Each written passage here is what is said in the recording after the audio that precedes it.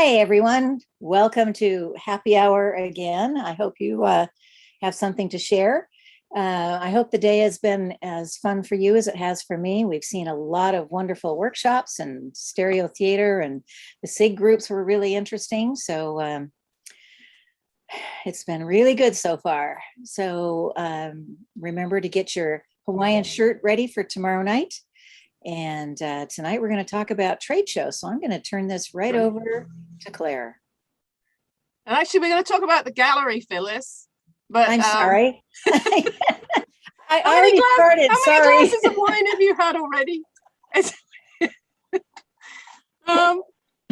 Good evening, everyone. Good evening here in Portland, anyway. A very unpleasant, hot, and now I'm afraid slightly smoky. We've managed to escape the bad air quality up to now, but not today. So I'm happy to be here in my basement, cooling off, having just come in from work, and see a lot of familiar faces in front of me here, which is really lovely, and some new ones too. So welcome to the happy hour and the artist reception for this particular 3D-Con, a virtual 3D-Con. And I know some of you were in Gathertown last night, so you were able to see the gallery room there. In fact, there's 2 rooms that you can look at. You can actually access the work of the artists this year in 2 ways. You can go to Gathertown and look at their individual exhibits there and follow the links to their pages and galleries, some of which have been created specifically for this 3D-Con.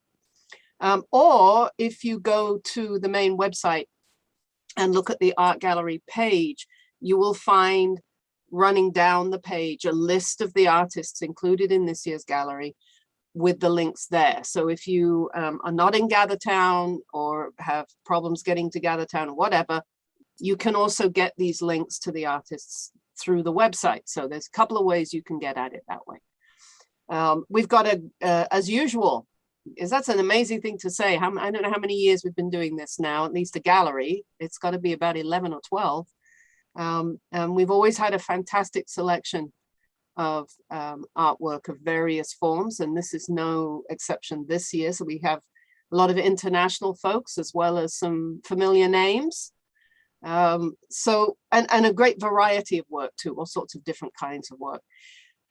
So I'm not going to call on individual artists. I can actually see some of you here on my tile screen. And I think we're going to keep Zoom open here for a little bit. So if any of the artists that are here right now would like to say a little bit about their work, they're welcome to raise their hand using the reaction button thingy and do so. I'm not going to call on people. It's entirely up to you. We can have a discussion, unwind a bit, and then we can go over to Gathertown and take a look at it through the gallery. So welcome to the art gallery for this year. Any of you there would like to? Jim, hey, Mr. McManus. So someone else is going to have to run this. Who's running the nuts and bolts of this? Dave? Who's running the asylum is what I want to know. Yeah, I think Dave is running the asylum. I got the spotlighting. Don't worry. Oh, Eric's the other person who's running the asylum. I'm in the actual asylum that we normally are all in. That we yes, from, that too. Good to see all you guys. You know, gosh, it's hard to believe it's been a year since we've done this, and it's like version 2.0 is better than ever, you know, and it's only going to get better as we learn and go on from here. And this will become a permanent part even when we get back to normal conventions. Normal, I mean, you know, in person. You guys know what I mean. But I appreciate you giving me a couple minutes to talk about my gallery page, which I had added to my website, which has all kinds of 3D info of all sorts. And at the top of it, as a matter of fact, I put a line that says, click here for the big news. So if you care to check about the VR project I've been working on, which has kept me away from normally my contributions to a convention include workshops and theater shows and stuff, but I'm kind of limited this year because early hours and long days, and it's been a long week. But unfortunately, no 14-hour all-night Zoomers for me this year. Eric and Dave, I'm looking at you guys. You're a lightweight, Jim. I know, right? Yeah, we figured we broke that record. That record has to stand. It's a one-time deal. But See, if you want to break it Andrew again, is let me here, know. Jim. Andrew is here, Jim. So you know, we've got the long runner here. That's right. That's right. That's true. You know, and that guy never sleeps. I mean, he must be, you know, a vampire of some sort. So I don't know. But I was chiding about that last night. But yeah, if you guys want to check out the link that I put in there goes to my gallery page, which includes an assortment of stuff that I've had there before, but a lot of you probably haven't been there yet, so it's all new anyway. And that includes, you know, all kinds of festivals and gatherings and past NSA conventions and things that we used to be able to do when we would get together without thinking twice, you know, with a bunch of people. And in particular, there's my 3D-Con memories, which are a bunch of stills from a show I put together for last year's 3D theater. And you guys will enjoy checking that out, you know, and perusing it at your own speed. There's a lot of great stills of all of us in action at past conventions. Also, let's see, what did I add? I added Life is 3D in Space, a bunch of things, shots I took behind the scenes on various jobs I did while working out at NASA. And also, I put up there some stereoscopic Salvador Dali. I had done a few months ago a presentation for the NYSA, and these slides are from that presentation, and I think you'll get a kick out of them because a lot of people aren't even aware that Dali actually did stereoscopic paintings, which is mind-blowing when you discover it for the first time. And he actually did some pretty intense stuff, including intentional color rivalry. I must say, he wanted to sort of expand your brain in that area. Yeah, but anyway, let me think. I guess that's all I added. I actually wrote a couple notes, but yeah, basically, if you click on that link of the big news, that'll describe my VR journey in a little more detail, the job I've been working on. And otherwise, I mean, I added some fractals as well. Fractals are always fun. That's new. So the magic of fractals, take a trip through there. And I really want to start doing some VR 3D 360 fractals. I've seen some apps that do that, and it's just mind blowing. And I know Dave mentioned yesterday in the VR SIG guy that does that stuff and showed a little bit of his stuff on YouTube. Fractals are just amazing. You know, it's the limitless math of nature, basically. But again, you know, if I'll be in and out, not as much as I was last year, but feel free to hit me up or email me at jim@lifeis3d. And I just really enjoy seeing you guys again this year. And I can't wait till next year when we can all hug in person. So thanks again, guys. Thanks, Jim. So Barry Rothstein, I see you're there, and I know that your entry for the gallery also includes work with Jim, right? Right. Yes. Yeah. It's I set out. I produced a new book this winter. The last one we finished was in 2011, and I've learned a little bit since then. I walk around a lot looking for good macro shots and such, especially during the pandemic. But I've thought about this book for years. I decided I was never going to self-publish another book, but eventually it got the better of me. And so I wanted to make it as good as I could. So I enlisted Jim McManus to work with me on it. And it was a great decision. We had a lot of fun. We worked really hard. So if you can, take a look at the website, macrofant3d.com. The book is all macro phantograms. They're pretty cool. A lot of my best stuff. This is my best work of my life, I think, other than producing my kids. So check it out. Have a look. I'm very proud of the effort. We produced, I think, the best book we possibly could. So cool. Thanks, Barry. Thank you. So I just not to be a jerk, but I want to move things toward the art stuff instead of the selling stuff, because I think we had enough of that last night. And well, I'd like them to see the website too. I mean, the galleries got a lot of cool stuff and whatever. So it's not just selling it. Yeah. Go to the gallery site, which is the site for the book. There's a lot of cool stuff. Not directed at you. I'm picturing like the feedback later on, and they'll be like, all your things were. Yeah. I'm looking forward to seeing. I've been looking at the gallery sites. They're tremendous. Some of the VR art was interesting, and it's interesting because there's a crossover of the VR gallery and the art gallery this time. It's funny because we we operated in silos a little bit. And then I noticed that, oh, that same person is over here. Like, do we only put in the one or the two? But it's nice to have that crossover. And the VR people, I guess, if they want to, you're part of the art gallery too tonight. Barry, I've worked with, gotten some of Barry's Fantagrams into VR. And what's nice about Fantagrams in VR is that you're already wearing the 3D glasses on your head. And so the Fantagrams actually work well in there. Yeah, they were cool in that, in what you've done. It's a great format for showing them. Yeah, it was nice. It was nice to see we have VR content, and I think one of the, we split it, so to speak, partly for technical reasons. I think is fair to say, and it, for me as the chair of the art gallery, it's going to be, boy, that's frightening. There's like this huge nasty version of me looking sideways in front of me right now. I find that very off-putting. I have to change this. It's going to be interesting from the point of view of the gallery to find our way of incorporating that into the gallery, because I do want to include it, as we've included all forms of 3D imagery in the gallery since Ray and I put this together back in the day. So that's going to be another interesting challenge for us.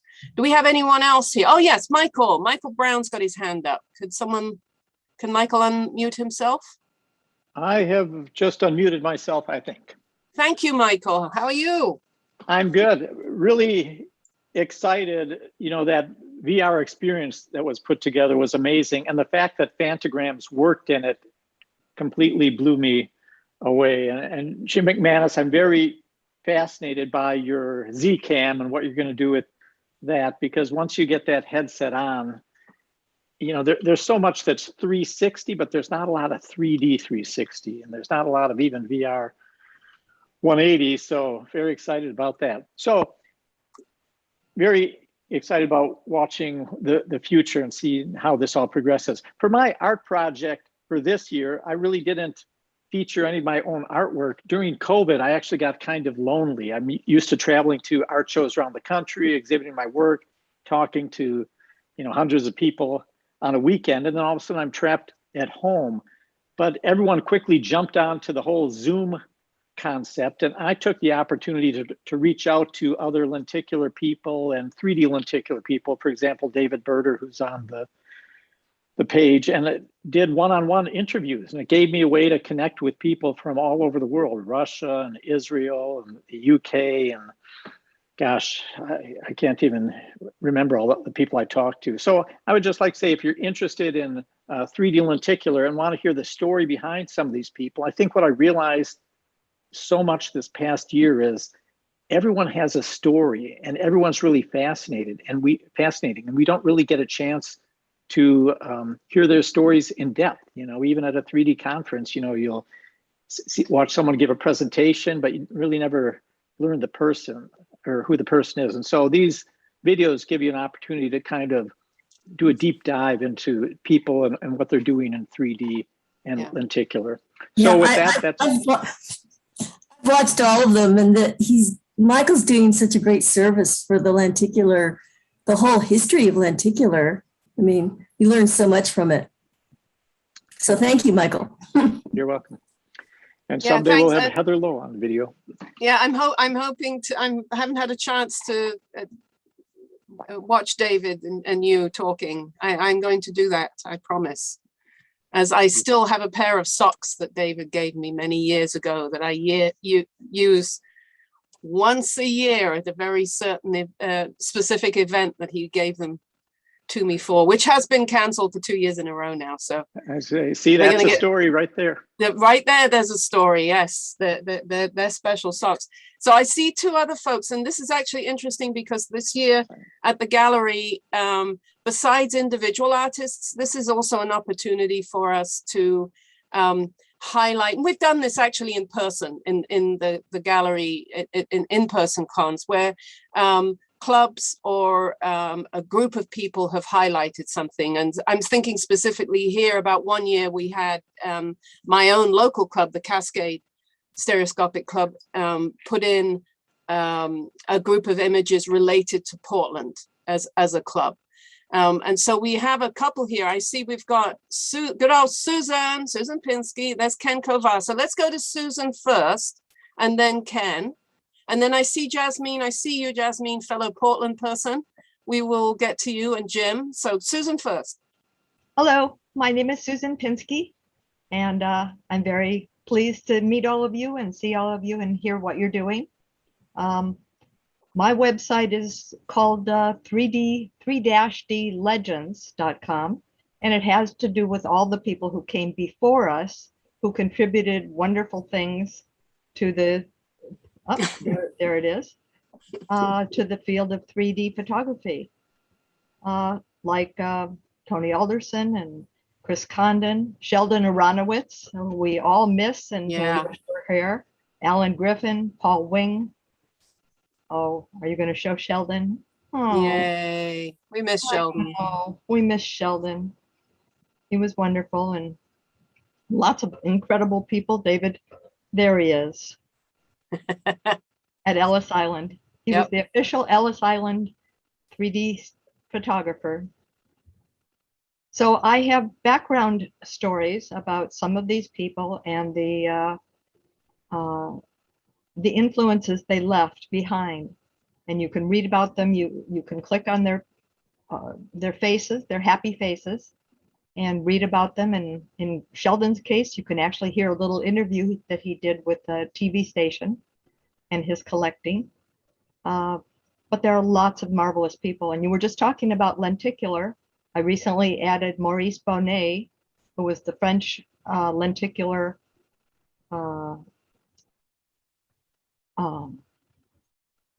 person who did some of the most phenomenal lenticular portraits in Paris. And he passed that down to Paul Hesse and Harvey Preber. And so there are three different, unfortunately, they're all gone now, but there are three different little biographies on, they aren't quite biographies, but little backgrounds on each of those lenticular people. But they're not all lenticular people. Some of them have been in 3D film, Arch Obler, Chris Condon. There's Vivian Walworth, who devoted her life to vectographs, which is polarized prints. If any of you are familiar with those. Anybody want to shake their head if they are? I can't see. There's a lot of nodding. There's a lot of nodding people, Susan. Good. Okay. We don't see too many around there. I do have quite a collection of them, and I have to say they're all self-destructing. Yeah. Well, you and I should talk about that. Okay, I'd like to. I'd be happy to, Susan. Okay, so that's my site, and it's just a website, and I keep adding to it. It has about 45 different people on it at this time, and with COVID, I just keep adding to it and adding to it. Yeah. Not from COVID, but because I have this time and passion. So that's great. So let's call on Ken Kovar. Can you unmute yourself, Ken? Yes, I can. Fantastic. Yes, I can. Yeah. Would you like to introduce yourself? Yeah, I'm Ken Kovar, and I want to thank Claire and the rest of the NSA volunteers. They've done a great job and given me the opportunity to show websites in the gallery. I really appreciate that. Last year I had a website, and that was my first website in about 20 years. My first website was from the 1998 NSA convention. It was on GeoCities, and that was the first convention I went to and the first website I went to. This year I decided to go bigger. Last year it was a small website. This year it's a little bit bigger. It's a website that encourages creating, sharing, and preserving 3D imagery. And I partnered with the Chicago Stereo Camera Club.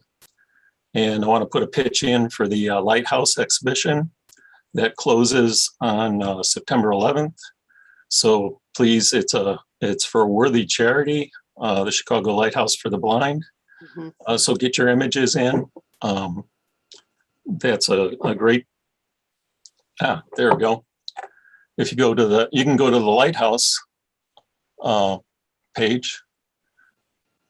And you can see there, I've used StereoPix to embed StereoPix Viewer, and that was a image provided by the Chicago Stereo Camera Club. And so this is a way I want to share 3D images. And fantastic. So I want to do more of this. I want to do more sharing. I've got a lot of links to different social media. I was in on the social media SIG. I really enjoyed that. So I think we can do more and get more people involved in 3D. I want to thank Susan Pinsky for her site, because that kind of inspired me. I use Wix as well. And I do the HTML5 viewers and the StereoPix. If you want to go to the gallery, there I've got both of those. You can go to the HTML5 gallery. Whoop. Back one. And this is images from the July 15th Zoom call from the Chicago group. Fantastic. And you know, a lot of good images that I don't think get out there, and I think they should be.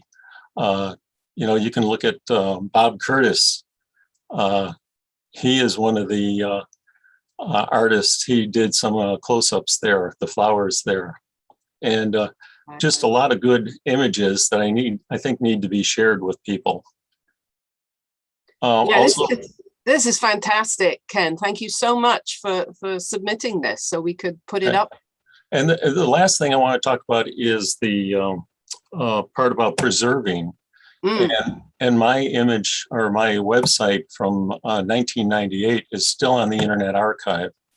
And so I partnered with Archive It, and I'm starting to archive what I consider notable websites. If you go back to the page, you can look at the archiving site. And Chicago 3D, just look at the archive. And Gordon, you'll appreciate this. Everything is viewable on mobile. So just look at the last link there, the landing page. So here I've got notable websites, stereoscopic websites.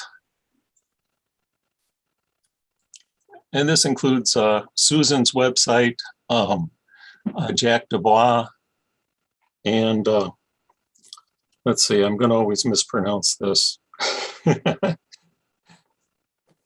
The stereo photo maker. Masuji's site. Yeah, there it is, right there. Okay. So, you know, I'm still learning this process, but we're the first organization on Archive It. There's over 800 museums, libraries, other organizations that capture the internet. And you can do full text searches. It's a very interesting concept. So hopefully to, you know, save 3D for future generations. Fantastic, Ken. So I'll end there, and maybe we can hear from some of the artists. Fantastic. So let's see, Jim Swallow.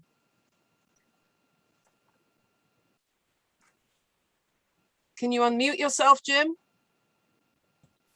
There we go. Yeah. Hi, Jim. How are you doing? I'm great. Here we go. Let me hit this button. Okay. Well, my website is a mixture of my 2D and 3D photography. Last year, I did a gallery exhibition of my work was called 2020 Vision, focusing on three-dimensional art. It was in the January, February issue of Stereo World magazine, if anybody got a chance to read it. But it turned out to be a very successful show.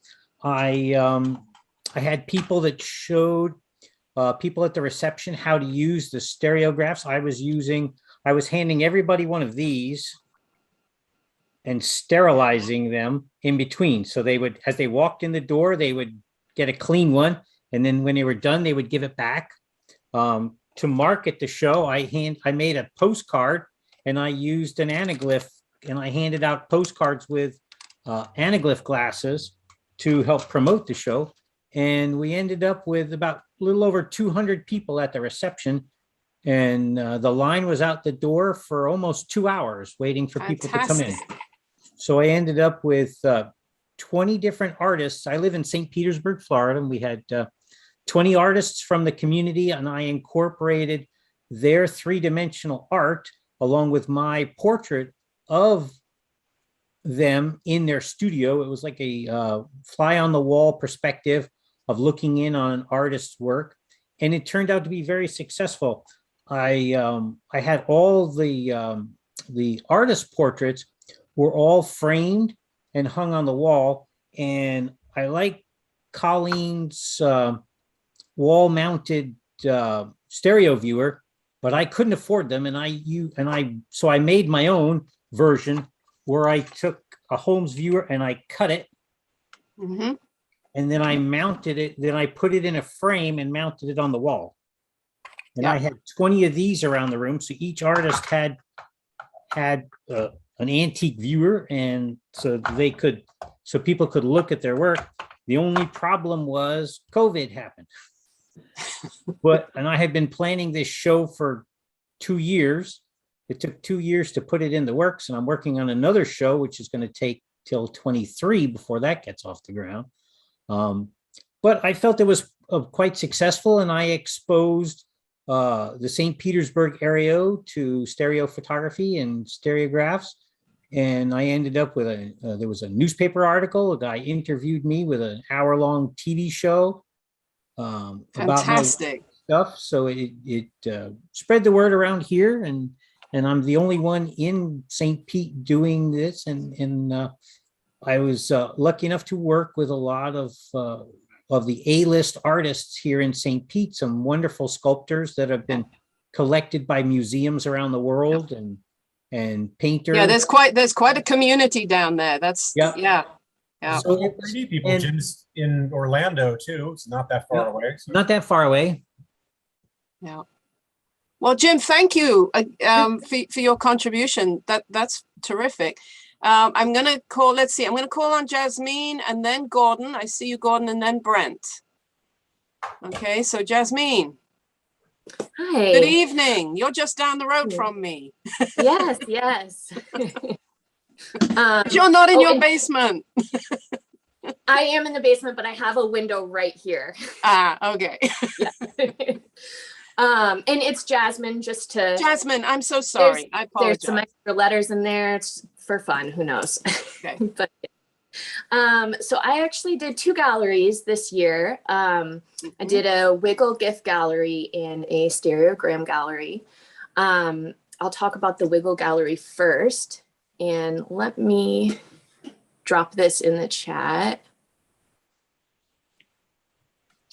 Or it did not save my paste. That's okay. I was just going to share the link and the contributing photographers that also participated in my gallery. And this kind of originated in talking with David Kuntz. We're both seeing a lot of great 3D photographers on Instagram, but they're not necessarily in this 3D community, and they're not posting in stereo, but they're shooting with 3D cameras, and then they're doing wiggles. I know not everyone is a big fan of wiggles, but I think it's a great medium, especially for Instagram, and just as a very visual, interactive presentation of a 3D photo.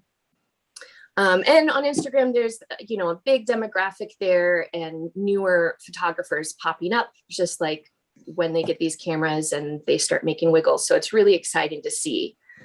So David thought, maybe we could do a wiggle gallery that would showcase some of these creators.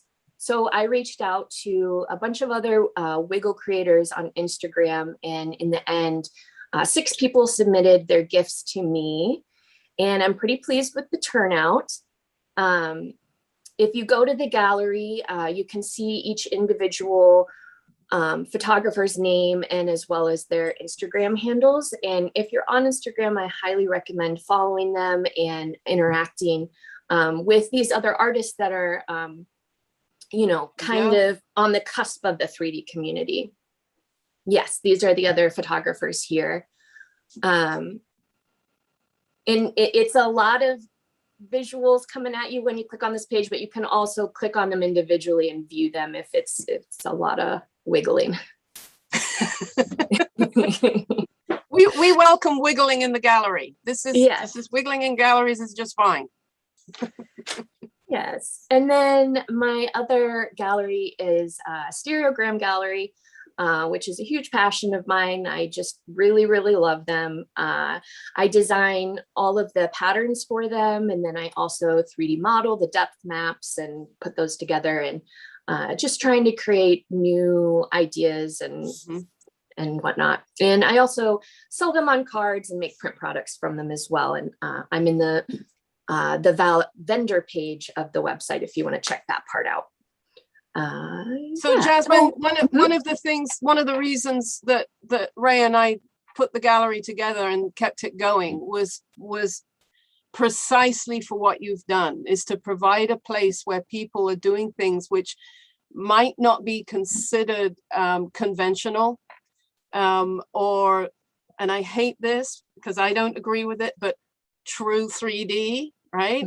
That it's all people's creativity with the idea of depth and depth perception and three-dimensional imagery. So the gallery is a place where we welcome, and it's part of its function and purpose is to bring new ideas and new techniques and new technology. So I am very happy to see this here, and I hope that you'll continue to contribute. Yeah, I mean, you've got no excuse. We're going to Tacoma next year, so yes, so be very close by. I can give you a lift. There you go. Yes. We can carpool. Well, I do really appreciate just creating the space to, kind of showcase my art. So You're thank welcome. All right, so Gordon, I think I said was next, right? Yes, Gordon.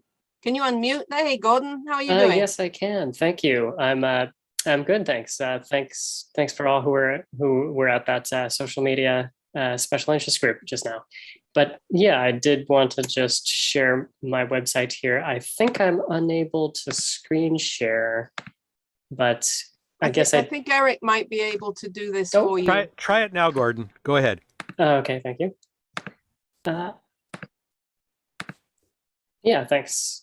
So I just wanted to, because this relates to some of what we were talking about in the last, in that last discussion, basically talking about, posting things in multiple formats. But here's what I have on my webpage. I've done kind of a gallery where on a desktop, if you hover over the pictures, you can bring up, a full-size version in any format you like. So this is cross, right? Or you can do parallel or anaglyph. And in many cases, I also have videos as well in those formats. And then, yes, this was entitled basically how my new reading glasses made me feel, because I know that one. Yeah, there was a long adjustment curve. But the other thing I tried to do here is implement features that are missing from, social media, for example, or at least in some degrees. Like here I have basically a tag list of all my photos here. And of course you do have tags on like Instagram, but this is tags, just for my library, as it were. I also have a bunch of tutorials, including there's a video here, which was shown at last year's 3D-Con about the catadoptric stereos, using a mirror. But there's also a video about, those slices and shapes. Also, this is kind of just a geeky thing I was excited about, but I have this 3D subject outline of basically all the tags of my photos. So if you click on this 3D mode here, if you confuse these, you'll notice that if we like browse under nature or fauna, insects, if you fuse this in 3D, you'll notice there are different depth layers as like the further you go. So we go down to bees, and let's see, for example, if we go to honeybees, then now you can see all the, you can find all my previous posts on bumblebees, for example. So just, and I feel like that's, it's an interesting way to just get a more intuitive sense of where you are and how deep you are in an outline with that third dimension there. Yeah, so that's all, thank you. That's fantastic, Gordon. There's so much to look at. I mean, we'll be able to be, with all these online resources now, we're going to be occupied until next year, just going through everybody's everybody's work. This is wonderful. Brent, can you unmute yourself? Hello, can you hear me? Yes, we can hear you, Brent. Okay, welcome. well, I just want to say the thanks. gallery. Thanks for having me, for sure. Really appreciate the opportunity.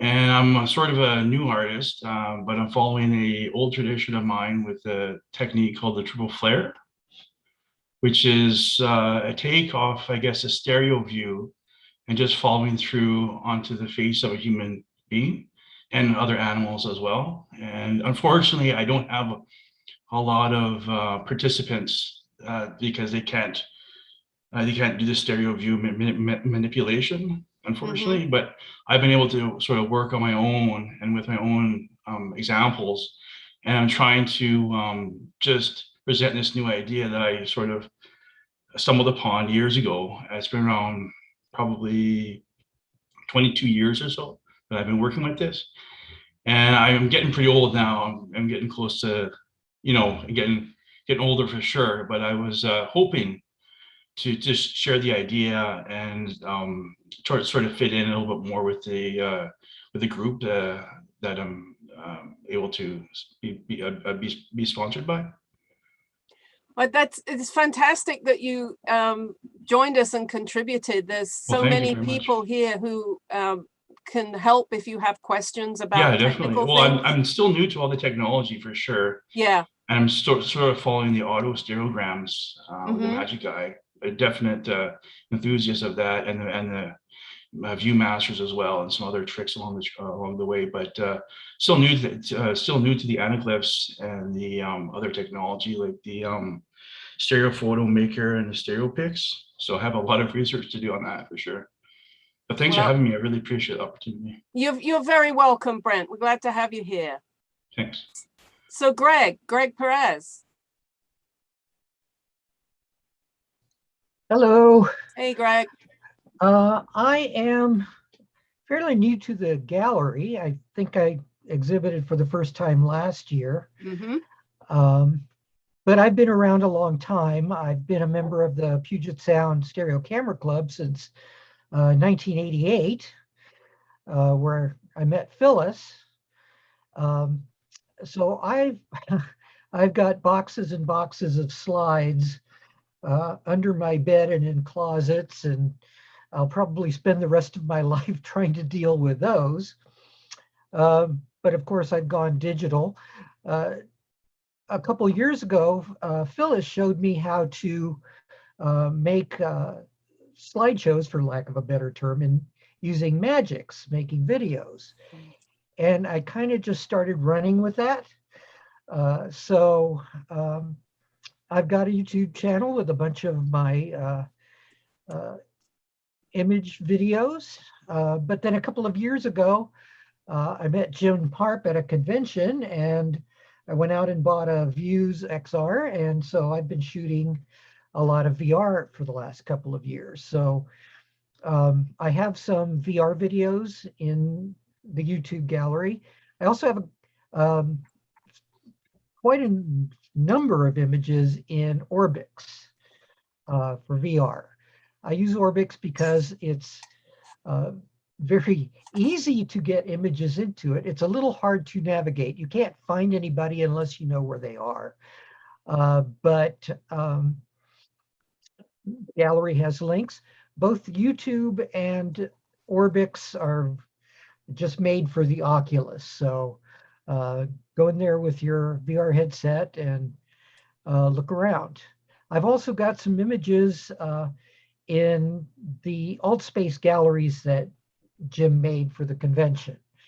Some of Tacoma, I'm co-chairing with Phyllis on the convention next year. So I've been putting up and also linking in Facebook, basically a VR tour of Tacoma. So please take a look at that. And so thanks. Thank you, Greg.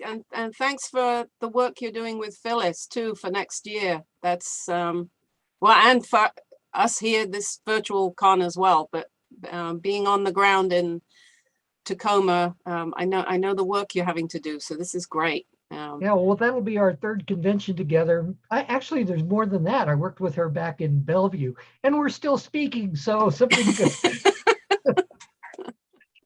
So thanks. It's always a good sign. Yep, Yes. that definitely is always a good sign. Colleen. Hey, Claire. Hey.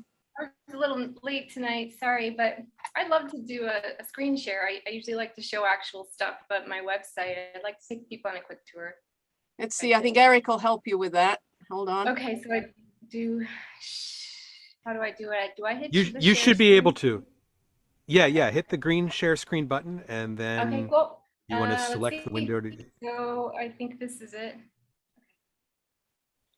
Okay, yeah, so, well, my homepage, I put a bunch of stuff in relevant to 3D-Con here, but it's generally, if you go to this subject menu item, twin scope stereograph projects, it really gives you more of an overview of all the things I do. A lot of people here know me as a vendor who sells my twin scope viewer to museums, institutions, artists, or collectors who want to show their stereographs. But this all started with me making this project. Let's see, I started shooting with a Sputnik camera 20 years ago. I bought it and I dabbled, but it wasn't until about 10 years ago when I made these stereographs in grad school, like 2009 or so. And I brought them to the 2012 3D-Con, and somebody said, oh, the stereo window violations, which is great, because all I talked about were the conceptual ideas in grad school. Nobody told me what a stereo window was. So I learned from the group, and I've become a better stereo photographer knowledge-wise.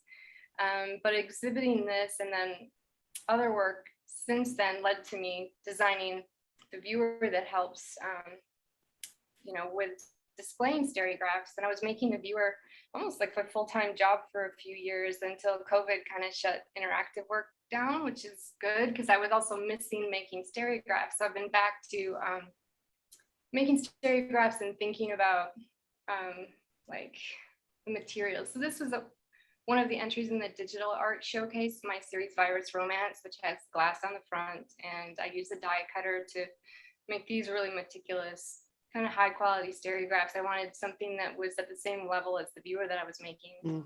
My website then is individual artworks, a bunch of things under that category. And the exhibition, so that's another component of my love of stereographs. This is all related to stereographs. And I like putting others' work on display. And I was kind of frustrated years ago that I didn't see stereographs in museums or on exhibit more. So I've been doing my own shows, like a show in Kalamazoo at the public library, where I had access to glass stereo negatives, which are so hard to find now. They're usually destroyed. So when I went to the library and wanted to do a show of their stereographs, and they said, we don't have any stereographs, but we have, let me show you. Here they are in the display case. We have glass negatives. That was really blown away. So I scanned them, and then I made stereographs with an orange mount that look, that are based from those negatives. So that was cool. So let me just wrap up. There are other exhibitions that I've done that bring kind of like rare, 1860s, 1870s views by local photographers. This was a show in Syracuse that I could show what those photographers were doing and give them like a fine art group show of their stereographic work. So I've done a number of things and invite you to take a look at my website, ColleenWilbert.com, on the twin scope stereograph projects. And yeah, the viewer, I wish I could make it more affordable. I dropped the price $100 because it had gone up a couple $100 a couple years ago, and it was just a little higher than I wanted it to be. Somebody advised I do that because I was making like $12 an hour on them at $350. So they went up. Now they came back down, and well, I hope that they can still go out and help with other people's exhibitions. Thanks for the time and the interest. Great to meet you all. Elena, I really enjoyed your discussion of the frames, like the suede frame that you make. And oh, thanks, Heather. That was really amazing stuff. You're just kind of bringing it to a new level of aesthetics with the cards. Do you have that picture of that? Maybe it's themed. Oh, okay. She's talking about, I guess I need to stop sharing my screen and come back to you all. you was I talking love about, that. we did an SIG of stereo card makers, and I had shown this. I thank you for saying it's new, but honestly, these are just like inspired by what's old. When I think about the glass views by the Langenheim brothers in 1850s, I think, wow. When I think about French tissue views that were done, also Yeah. mid-century, I'm so inspired by this level of care that was taken with these stereographs. I'm just trying to emulate what I really, really appreciate. So thanks. Yeah, that speaks to my passions too. As some of you know, I'm an art conservator. That's what I do in my day job. So I have the privilege of looking at art and objects. I deal mostly with three-dimensional objects in my professional practice, but looking at materials and how things are made. And it's always, I mean, it's great that we've got mass-produced viewers and all the rest of it, and that makes work accessible to the masses. But when you actually get an object that is an artwork in of itself, in the craft and the skill and the materials involved in making it, which we see in a lot of the Victorian viewers and all the rest of that. As I recently acquired a taxophote, which still hasn't made it to my house, but it's lovely to see somebody making at that level in terms of quality and craftsmanship. So it's a lovely thing to see, Colleen. Thank you very much. Thank you very much. Anyone else there from who's exhibiting who'd like to speak up? Well, I'll just.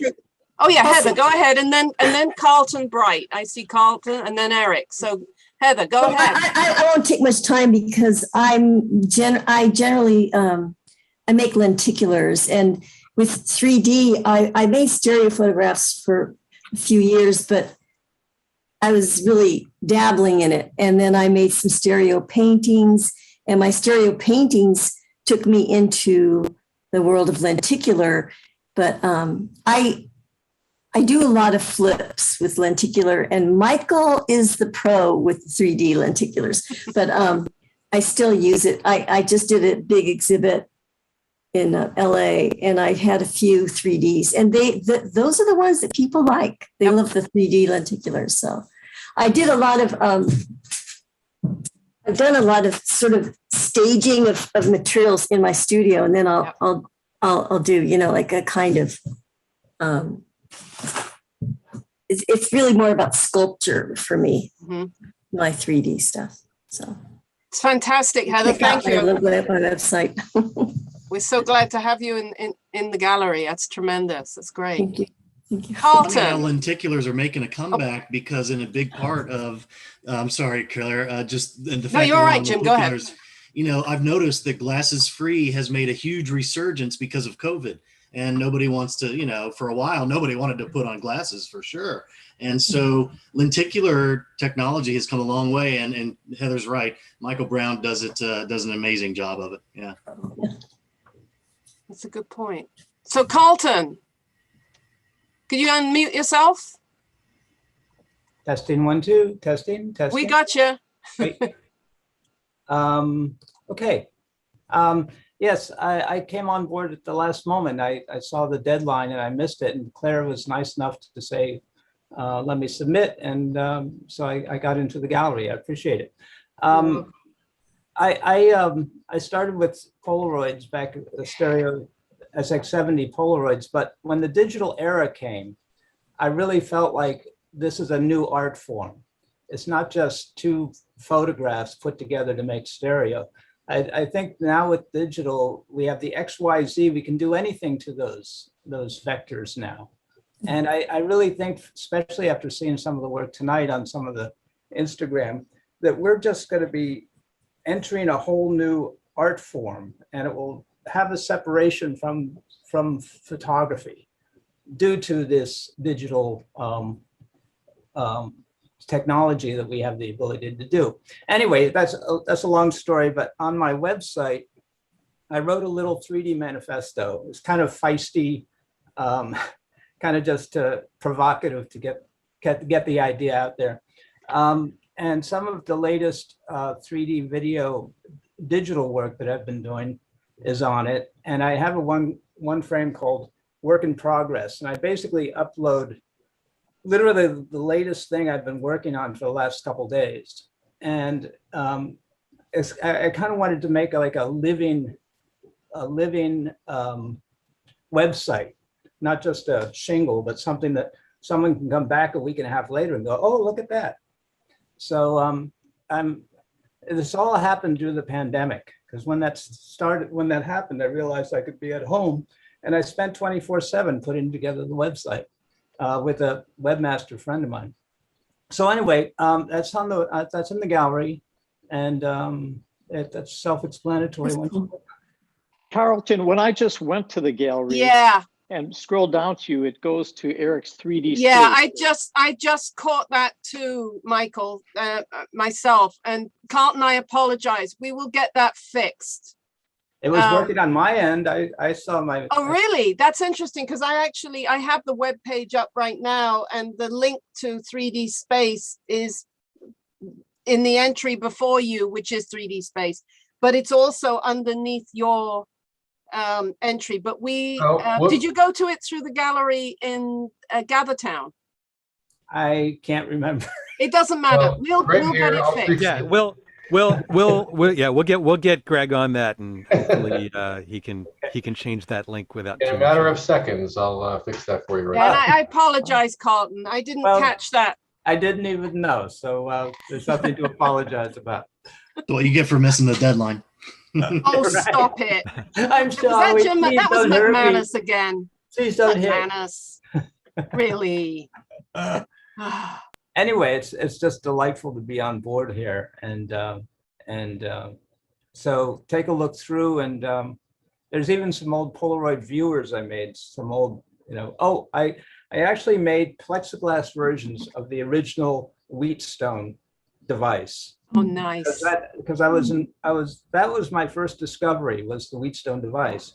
And I said, we can make these out of plexiglass. So I made a series of about 8 or 10 of them. And they let light in too, automatically, because they're translucent. And when I heard about looking through lenses to see 3D images, to me, that was almost like a prophylactic, because the Wheatstone is right there. It's right there. You are looking at an image. And also the Polaroid SX70s were almost the exact size for the earliest Wheatstone. So it just all fell into place in the early days. And then when digital came, it entered a whole new world. Fantastic, Carlton. Thank you. Thank you. We will, as I said, I apologize. We will make sure that this is corrected here and get it right. Eric, talking of 3D space. Yeah. Here, hold on. Let me do this. Okay. So yeah, as many of you know, in 2018, I opened the doors on the 3D Space Museum Gallery here in Los Angeles. We're a 501c3 nonprofit dedicated to the art, science, and history of everything 3D. And in 2019, I had an exhibit open there. It was called Not Just a Kid's Toy, and it was an overview of the art, science, and history of the Viewmaster. And I got to thinking I wanted to provide a way for people who maybe weren't able to get to Los Angeles to see the exhibit. So I had my friend Al Caldulo from his company Digital Samurai come in, and we shot a bunch of VR 180 3D videos, sort of a tour around the exhibit. And they kind of got put aside, and COVID hit, and the museum's been closed to the public since March of 2020. But that actually kind of gave me a push to find a way to create a virtual tour so that people could still come and experience at least what that last exhibit was. So what I've got here, I'll share my screen. I'll show you what we're linking to here. Okay, so I've got a, let me reload this and see if, hey, Greg's fixed it. Yay, Greg, thank you. You're welcome. Sorry about that. And that's okay. Copy paste on my fault, on my part. So I've got a virtual tour of the last exhibit that was at 3D Space before the shutdown. And when you go to it, you get to this page on our website, and you can launch this virtual version of the gallery space that you can look around and move through and take a look at the various things that are on display. And then all of these little tags are the VR 180 videos that can play. And the videos are also VR enabled, so you can move them around. And actually, if you take the videos that are in here and save them to your watch later, if you have a VR headset, you can go to YouTube VR in the VR headset and actually see these in 3D as an immersive environment where I'm standing there with you. So I think it's kind of a cool way, if you can't actually get to LA and see 3D space, to be able to see the kind of things that we're doing here. Yeah, it's being in the museum business myself, this the COVID, of course, has been a real issue from the point of view of museums, because of course we haven't been able to be open. And the tour, the virtual tour, has become quite the thing. It did exist before, but it really has taken off and has become a staple of many large museums. Although I'm not aware of anyone else who's doing it in VR. I could be wrong. I could be wrong. There may be a technology museum somewhere that has started to do it. There probably is. But this is from a sort of museum gallery standpoint, this is a groundbreaking way of doing it. And it's of course, it's appropriate for the subject matter of 3D space. And yeah, it's it occurred to me, for people to properly see the exhibits, they need to see them in 3D. So yeah, and hopefully sometime soon. I'm working on a new exhibit. Things here in Los Angeles got a little better. Now they're getting a little worse. So I'm still trying to figure out the best way to safely open the doors to the public. 3D Space is still here. We're going to be open again sometime soon. But in the meantime, you can visit our virtual tour. Yeah, and I'm going to shamelessly plug 3D Space and also be perfectly transparent here. I am on the board of 3D Space. So, but if you really value the preservation of 3D and especially equipment, not just the images, but the equipment and the technology, we are a 501c3 and we do take donations, cash donations as well as objects. But at the moment, a few couple of dollars you can throw our way will help us bridge this gap until we can start getting people through the door again. Yeah, because we're not open, but we still have to pay the rent. Yep. Eric still has to pay the rent. So anyway, moving right along. Thanks for giving me a spot. Yeah. Yeah. Andrew had his hand up. And as Andrew is our for those of you that may have wondered what on earth we were talking about at the very beginning of this session, there was an epic session last year's virtual con. I nearly said viral con because that's what it felt like. And we went on until, I don't know, Dave, come over. What time was it we quit? But Andrew was there the entire time and went through like an entire cycle of nighttime and daytime. Yeah, it was something. It was like 7 something in the morning or 9:30 in the morning. It was absolutely ridiculous. In Orlando, the sun was already up. I know. It was 8:30 a.m. All of us we kept checking in to make sure Andrew was still with us, and he was the entire time. So anyway, Andrew, go ahead. It's lovely to see you. Why are you still awake now?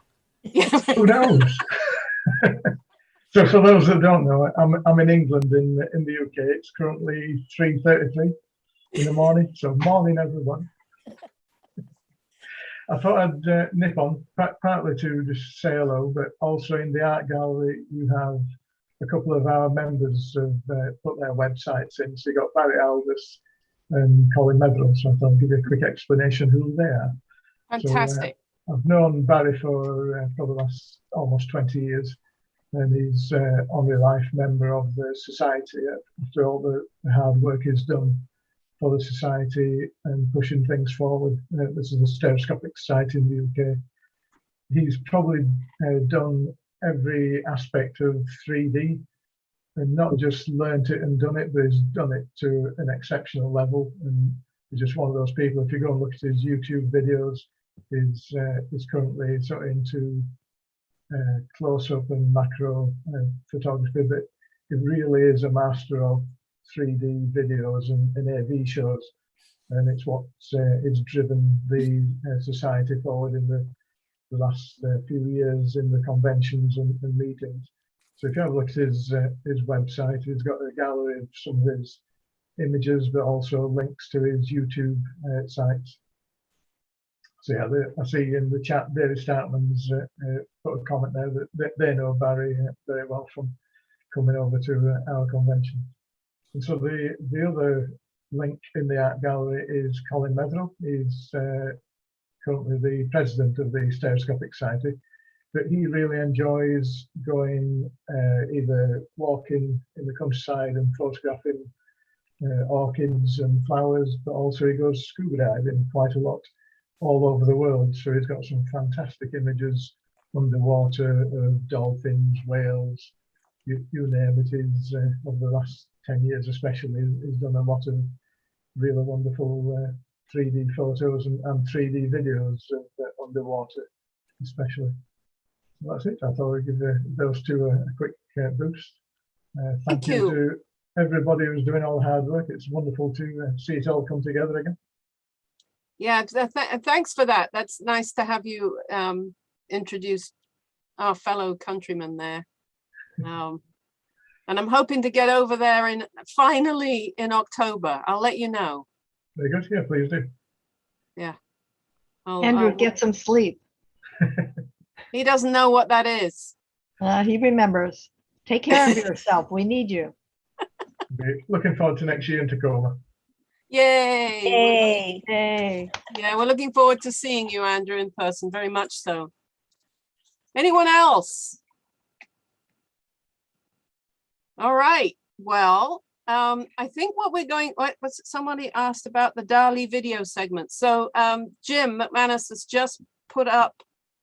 Oh, somebody was asking me where, because that was just the DALI exhibit that I put on my gallery page is just like maybe 16 of the 60 something images that I put in the video segment. So there's a lot more in detail stuff. So I just posted that address to the NYSA video segments if anybody wanted to do a deep dive. Fantastic. We do have the images are probably posted somewhere, Jim, if you can find those. Oh, cool. Okay, great. Excellent. So I think the suggestion was that we we'll keep this open, the Zoom spot for a while here, but we migrate as we did last night at happy hour time over to GatherTown, where we can gather in the 2 rooms of the gallery and explore there. So Eric, are you still in charge on this one right now? I'm here. I think Dave is the host on this one. I passed the thing to you. I'm getting a migraine from something. Oh, you did? Earlier. Oh, I'm sorry, Dave. Okay. Okay.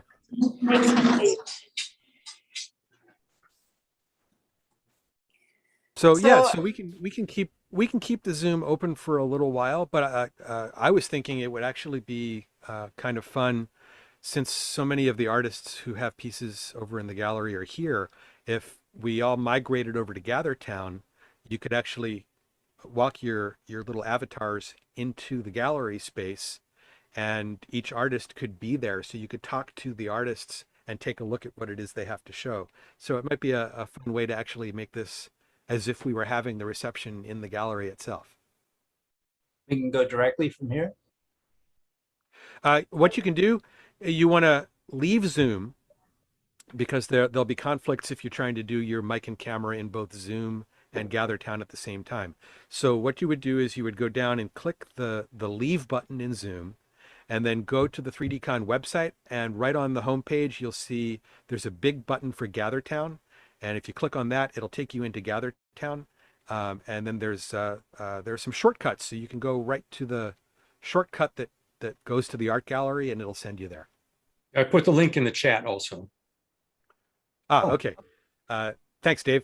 Sure. I'd like to point out too, I was talking to a number of folks in GatherTown last night. One of the things that I didn't like last year and about the platform we used last year was that you couldn't actually see the video of the people you were talking to. All you could see was the little avatar. GatherTown actually feeds the video as long as you've got your video camera on, the same way as you do in Zoom. You can actually, if you're conversing with somebody, see them the same way as you would here in Zoom, which I find a huge improvement on what we did last year, because it's not quite so sort of alien. To me, it's alienating talking to little people running around all over the place. But so you still will be able to see folks at GatherTown. You allow your camera and your microphone to work. Right, just the same as in Zoom. Yeah. Yep. Yeah. And one of the other nice things in GatherTown, as opposed to last year in High Fidelity, it became the more people that came into High Fidelity, the more voices were trying to talk over everyone. One of the nice things in GatherTown is you only hear the people that you're in proximity to, that your little avatar is close to, and you can set up private, there are private areas. You can set up sort of a cone of silence with you and the person you're talking to. So you can actually, it feels to me a lot like actually sort of being in the hotel lobby and walking around and running into people. So it kind of recreates that, post all the events at the convention, walking around the hotel and saying hello to everyone and then seeing what's still open. Well, that'd be fun to try. Yeah, so please do, Cotton. Let's I think if you've not used it before, when you first get into it, you have to create your little avatar. Or I think there's actually basically a default one. If you just kind of click yes, yes, yes, and it'll create this little figure that represents you on the Eric, platform. aren't the training videos available on the website? Yeah. There's some training videos, and I mean, They're good. I listen to them. Amazing. Dave Heiser just did an amazing job putting this whole GatherTown area together. Yeah. Serious kudos, because it's a fantastic space. There's so much that you can do there that feels like you're at the convention. And Dave, will you be there as a helper? So if people are there and they have a question, will you be able to? Yeah, I'm heading over there as soon as I run the bumper. Thank you, perfect. If you watch those training videos, it'll save you a lot of grief. I recommend it. All right, we ready to close? So yeah. We'll run the bumper that officially closes this. We're going to leave the Zoom open for a while. You don't have to leave if you want to continue Zooming, but we're going to move the main flux of happy hour over to GatherTown. Yeah, and I'm going to get a glass of wine so I can join you over there. So thank you, everyone. Thank you, Claire. Phyllis, I'll see you in GatherTown. All right.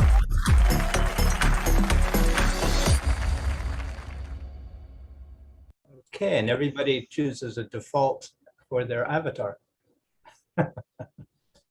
Yeah. Oh, one thing we should say, because your microphone and camera will be kind of in conflict if you're trying to do Zoom and GatherTown at the same time. Don't launch GatherTown until you leave Zoom.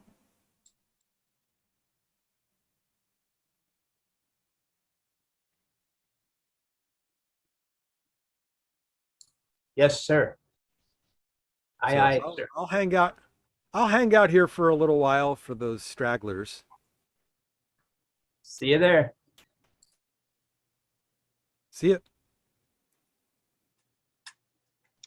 Guess I'll see you all in GatherTown. Bye-bye. See you there, David.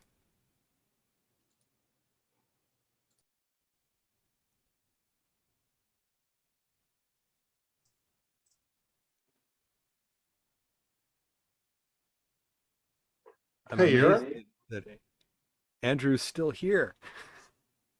Yeah, yeah. I also work in a museum. Well, I don't own a museum. I work in a museum, and I can appreciate all that COVID has done to us. Um, Yeah, it's been a rough year and a half. yeah, yeah, it has. Yeah, it's been really, really bad. Yeah, closed for 14 months is kind of hurts the bottom line.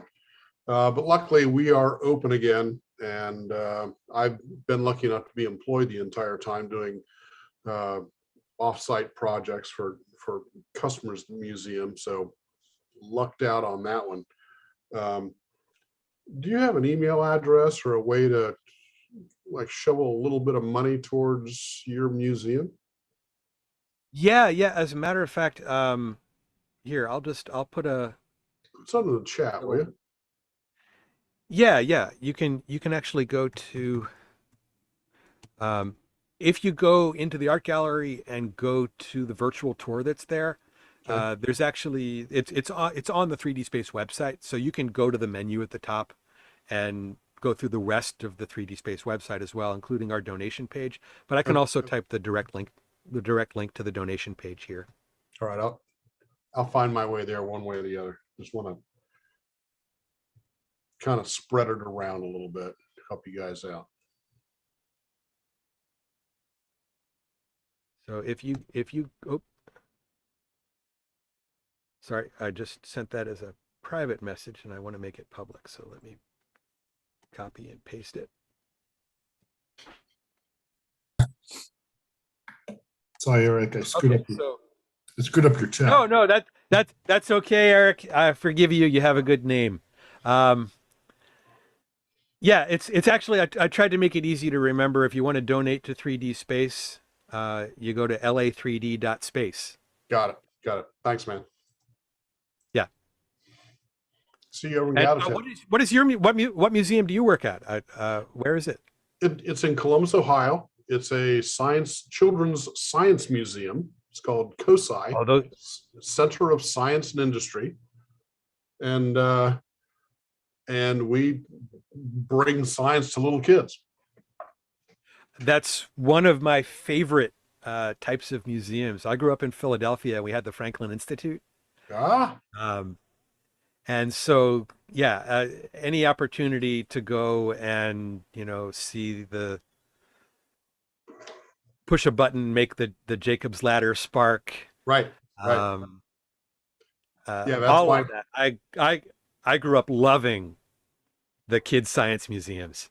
That's my gig. I go in there and it's anything that needs LEDs that blink or the Jacob's ladder that sparks, whatever. That's I do the electronic side of that. So it's that's so cool. It's that's a blast. So cool. I feel like I'm it's shitty pay. It really is, but I'm there for the mission. Get science into these kids' heads. For God's sake. You're preaching to the choir here. I mean, the 3D Space is a very small nonprofit. There's no staff. There's pretty much at this point just me. My wife helps me out when she can, and I don't draw a salary from it. I do the whole thing. Anything that comes into 3D Space goes back into keeping it open. Yeah. Okay. Well, I've been fortunate enough to stay employed for the last 18 months. So allow me to show a little bit of that goodness over towards you. It means a lot. Thank you. Thank you very much. You're welcome. All right. See you over in Galatown. Yeah. See you in Gathertown. Eric, you had a question. Yeah, I wanted to chat with you at some point. It doesn't have to be here. It could be in Gathertown or okay. later. Yeah. I'm going to go over there shortly. It looks like most of the people who are still in Zoom are Yeah, just we can do it over there because I'm anyway. finishing my dinner and then we can chat privately. I'm in Los Angeles and I sent you an Instagram note. You probably didn't catch it and I emailed you. Okay. But Yeah. Let's definitely GatherTown's a good place to do it because we can find there's like couches where you can sit down and have a conversation. there's like a pub or something. There's like a bar. It's like Yeah. There's like a lounge where at some point we're gonna have like live piano music. Yeah, it's all set up like you're really in a hotel, and you can go into the ballrooms and you can hang out in the lobby. You can go to the Ray Zone. Yeah, fun well, place. I'll catch you over there in a little bit. Cool. Okay, sounds good. Sounds good.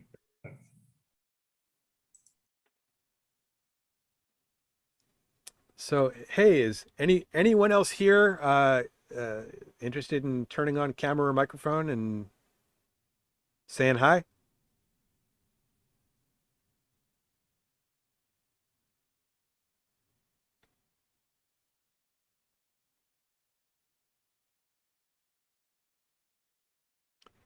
Hello, Melissa.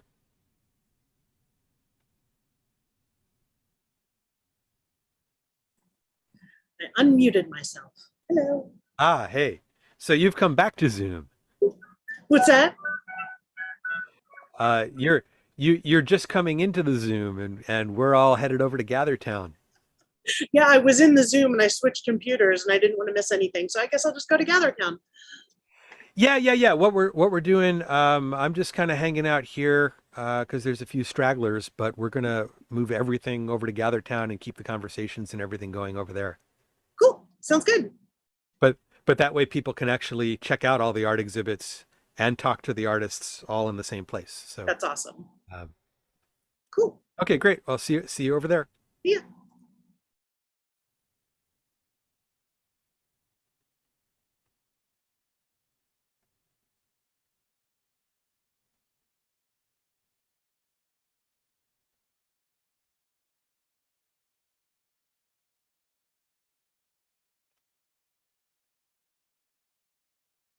So I see there's still a few more people in here, but looks like everyone's muted and everyone's got their cameras turned off.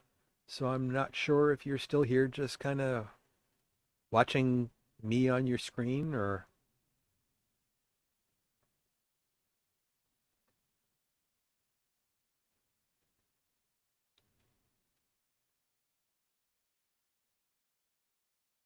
Okay, well, we've kept this open for a little while. Doesn't look like there's any more conversation going on over here. So I think I'm going to close out the Zoom now.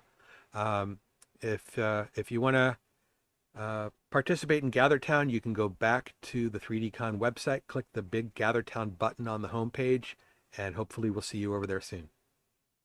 Take care. Otherwise, have a great night, and we will see